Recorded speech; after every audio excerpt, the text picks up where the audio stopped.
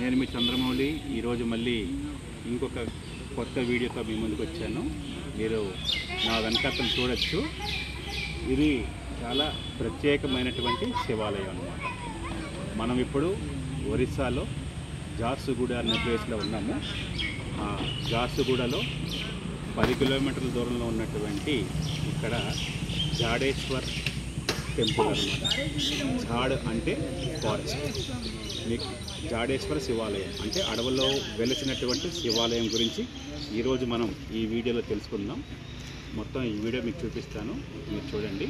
ఇది జార్సుగూడ ఎయిర్పోర్ట్ నుంచి సుమారుగా 10 కిలోమీటర్ల దూరంలో ఉంది. సంబల్పూర్ నుంచి 50 కిలోమీటర్ల దూరంలో ఉంది. సో ఇది చాలా విశేషమైనటువంటి శివాలయం అన్నమాట. సుమారుగా 100 ఏళ్ల నాటి కాలం నాటి శివాలయం ఇది. 1854వ సంవత్సరంలో ఒక గేదెలు కాచుకుని ఆయన ఇక్కడ ఉండగా ఆయన గేదె వెళ్ళి ఒక రాయి మీద వెళ్ళి పాలు పోస్తుందన్నమాట. ఆయన ఏంటా అది అక్కడికి వెళ్ళి చూస్తే కనుక ఆ రాయి మొత్తం అంతా కూడా లింగాకారంలో వెలిసింది. దాని తర్వాత కొన్నేళ్లకి 1916 సంవత్సరంలో గోవింద్ సింగ్ అనే ఆయన్ని ఇక్కడికి వచ్చి చూడగా ఈ ఆలయాన్ని మొత్తం అంతా కూడా అభివృద్ధి చేశారు. సుమారుగా 100 ఏళ్ల నాటి శివాలయాన్ని మనం ఈరోజు ఇప్పుడు దర్శించుకుంటున్నాం. ఎన్నో శివాలయాలని మనం చూసాము. అహ్మదాబాద్లో సముద్రంలో ఉన్నటువంటి శివాలయాన్ని చూసాము. దాని తర్వాత రామేశ్వరంలో ఉన్నటువంటి శివాలయం చూసాము. ఈరోజు మనం ఈ ఒరిస్సాలో జార్సుగూడలో ఉన్నటువంటి శివాలయాన్ని మీకు చూపిస్తాను. మీరు చూడండి, 100 ఏళ్ల కాలం నాటి శివాలయం మీకు చూపిస్తాను. ఇది ఇప్పుడు మనం ఆలయం బయట ఉన్నాము. ఇప్పుడు నెమ్మదిగా ఈ ఆలయం లోపల పరిసరాల్లోకి వెళ్ళి ఆ శివుణ్ణి మనం దర్శించుకున్నాం. రండి, కమా.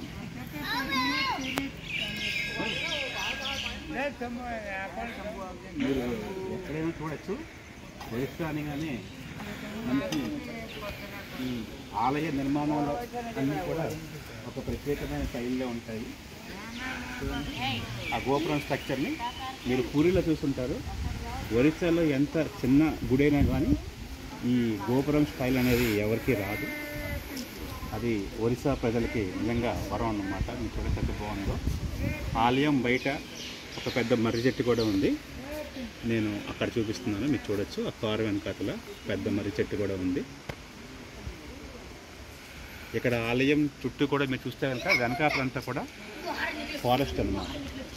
జాడేశ్వర్ శివాలయం అంటే జాడేశ్వర్ అంటే అడవిలో వెలిసినటువంటి శివాలయం అని అర్థం. ఇక్కడ నిర్మాణ శైలి అంతా కూడా చూడొచ్చు ఎంత బాగుందో. ఇక్కడ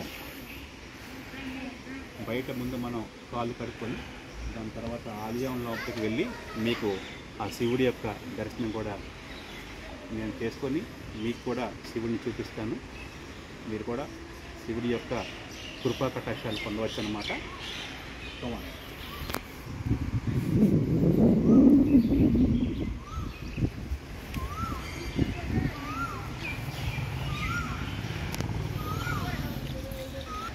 మీరు చూడండి, పక్షులు కిలకిల రాగాల మధ్యన ఎంత బాగుందో ఈ ఆలయం అంతా కూడా. చూడండి, ఆలయం బయట పెద్ద నందీశ్వర స్వామి ఉన్నారు, ఇక్కడ చూడొచ్చు.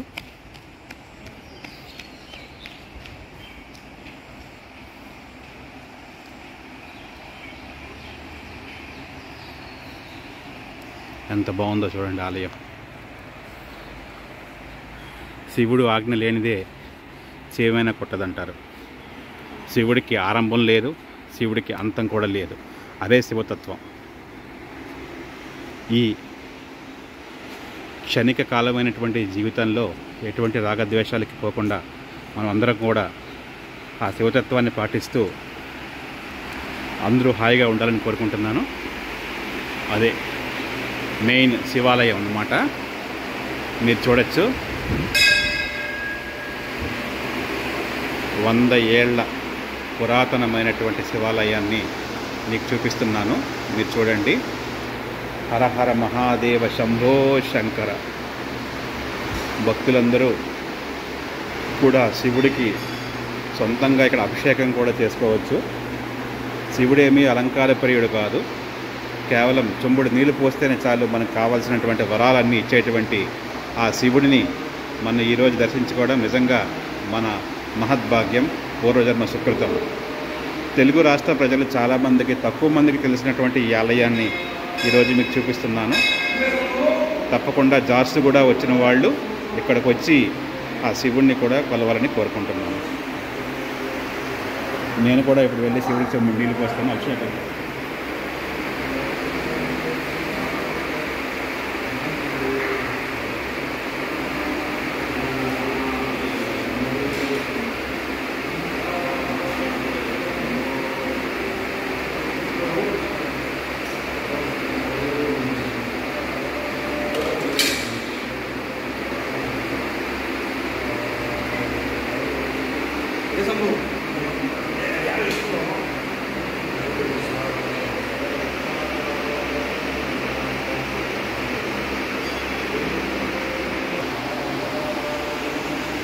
ఇక్కడ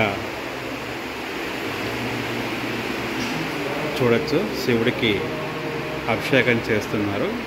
తన పేరు మోహన్, మా కొలీగ్ అబ్బాయి.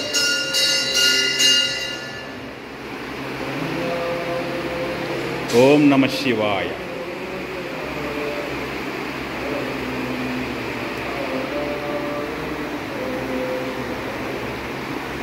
శివుడికి ఒకవైపున అక్కడ ఆంజనేయ స్వామి ఉన్నారు, మీరు చూడొచ్చు.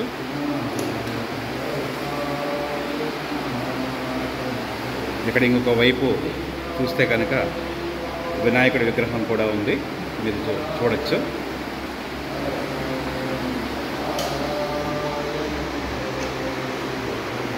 ఇక్కడే ఆ గేదె వచ్చి పాలు పోసేదన్నమాట.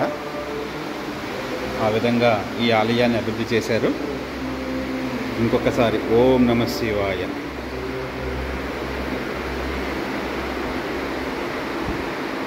ఇక్కడ మళ్ళీ అమ్మవారి విగ్రహం ఉంది, మీరు చూడొచ్చు.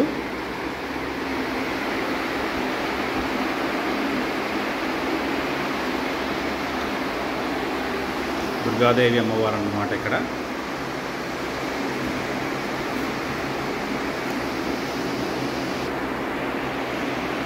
దుర్గాదేవి అమ్మవారు ఉన్నారు,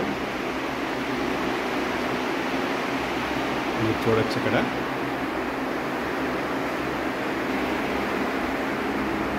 కూడా భద్రుడు అన్నమాట,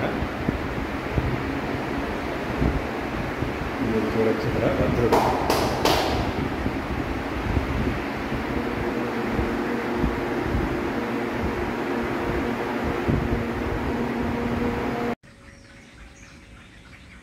సో మళ్ళీ చూడండి, ఇక్కడ పార్క్ లాగా తయారు చేశారు. ఇదంతా కూడా ఇక్కడ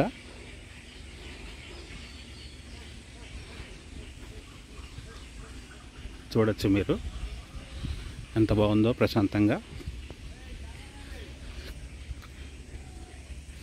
శివరాత్రి అప్పుడు వచ్చినా లేకపోతే సోమవారాలు వచ్చినా కూడా ఇక్కడ మీకు చాలా రష్గా ఉంటుంది.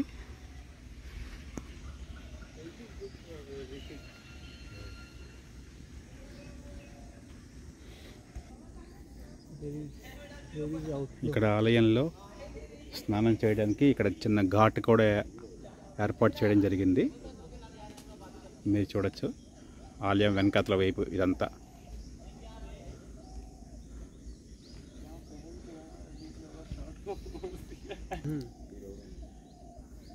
ఈ కొలను మధ్యలోనే మీరు చూడొచ్చు, అక్కడ త్రిశూలం ఉంటుంది.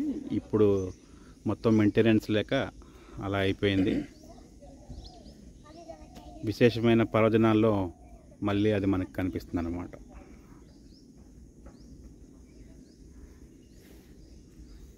पूरा भर जाता है, फिर पानी बाहर किधर निकलता है? बाहर निकल जाता, सूख जाता है उसमें, बाहर नहीं ज़्यादा पानी आ जाता है तो कुछ निकासी होती है. సో అది ఫ్రెండ్స్,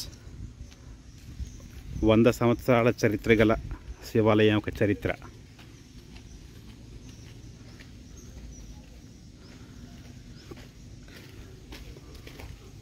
సో ఎవరైనా జార్స్ కూడా వస్తే ఇక్కడికి తప్పకుండా రండి, ఈ శివుడి యొక్క ఆశీస్సులు కూడా పొందండి. మళ్ళీ ఇంకొక వీడియోతో మళ్ళీ మీ ముందుకు వస్తాను.